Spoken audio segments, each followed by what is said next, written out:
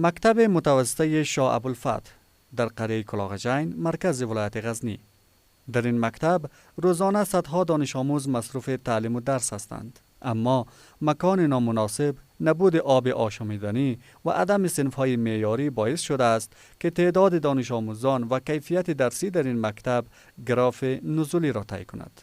مکتب ما وضعیتش از نگاه تعلیمی جای نامناسب است، به این خاطر که وقتی که در تعلیم و تربیت جای نامناسب باشه، تدریس به شکل درست خوبش صورت نمیگیره.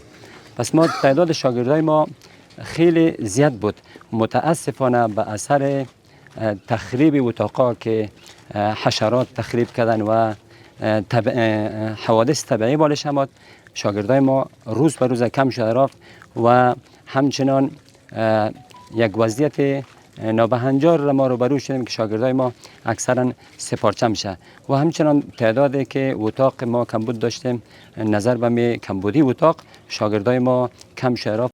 اما از سوی دیگر باشندگان محل شاهد آغاز کار ساختمان یک باب مکتب معیاری در قریه کلاغجین می باشند. به گفته مسئولان، این مکتب به مبلغ 3 میلیون افغانی با تمام استانداردهای ساختمانی ساخته خواهد شد.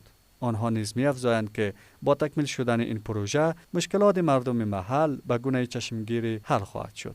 الحمدلله د همدې متوسطې شاه ابوالفتح د ښوونځي دپاره 9 اتاقونه په اساسي شکل باندې په ډبره او په پخه خښته او په پاخه چت باندې او په هغه ښه سویه باندې به انشاءالله په ډیر کم وخت کې شي، ترڅو خزان وخت را رسیږي او د مني یخ هوا را رسیږي، موږ به انشاءالله بیا په همدغه مکتب کې دلته افتتاحیه غونډه کوو. په الله تعالی باور لرو او الله جلاله ته امید لرو. دلته د ښوونځي یو معیاري تعمیر د معارف ریاست سره په همغږۍ او د کلیو د دې ولسونو د خلکو په غوښتنې سره جوړیږي چې تقریبا تخمینی لګښت به تر 3 میلیون افغانۍ پورې ورسیږي او د دې مکتب هغه شاګردان چې تعداد تر 300 پورې رسیږي هغه به له یو معیاري او مناسب تدریسي ماحول څخه پکې برخمن کیږي او دوی ته به د زده کړې زمینه برابریږي.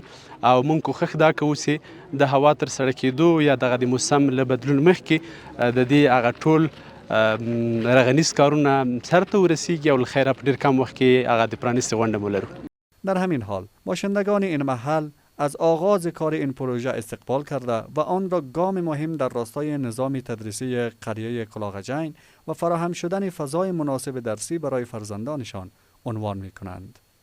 موږ خو د دې مکتب په اړه باندې تقریبا د 150 یا 50 تر 40 کالو پورې موږ د مشکلات سره مخ یو. د مکشنیان راځي او په دې وران ویجاړ مکتب کې د درسو ته دغه ورکوي دمه ورکوي، خو د موږ خلکو مثال ډېر وخت مثال دا خپل پیامونه مثال دولتو ته رسولي دي، خو د موږ غږ چا نه دی اورېدلی. خو نن الحمدلله والمنه چې زموږ غږ اورېدل سوی ده و زموږ پیام حکامو ته رسېدلی. ما در این مکتب و در این جای اقص مشکلات داشتیم. ما بعد از صنف 7 ما شاگردای خود پدرها در مکتب رایی نمیکرد، وارا سپارچه می‌کردیم در دیگه مکتب‌ها در اقص تکلیف‌ها و مشکلات‌ها در دیگه جای مراجعه می‌کردیم تا که وارا مثلا در درس و تعلیم در اونجا سیاه می‌کردیم یا داخل می‌کردیم.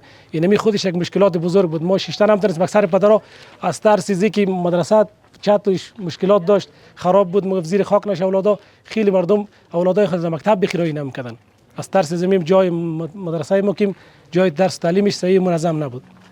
مسئولان در ولایت غزنی نیز می‌افزایند که در این ولایت حدود 657 مکتب وجود دارد و در حدود 350 مکتب به بازسازی نیاز دارد که با همکاری باشندگان ولایت غزنی، بودجه معارف و همچنان سهمگیری بنیادهای خیریه می‌توانند به تمام مشکلات مکاتب در این ولایت به گونه تدریجی رسیدگی کنند.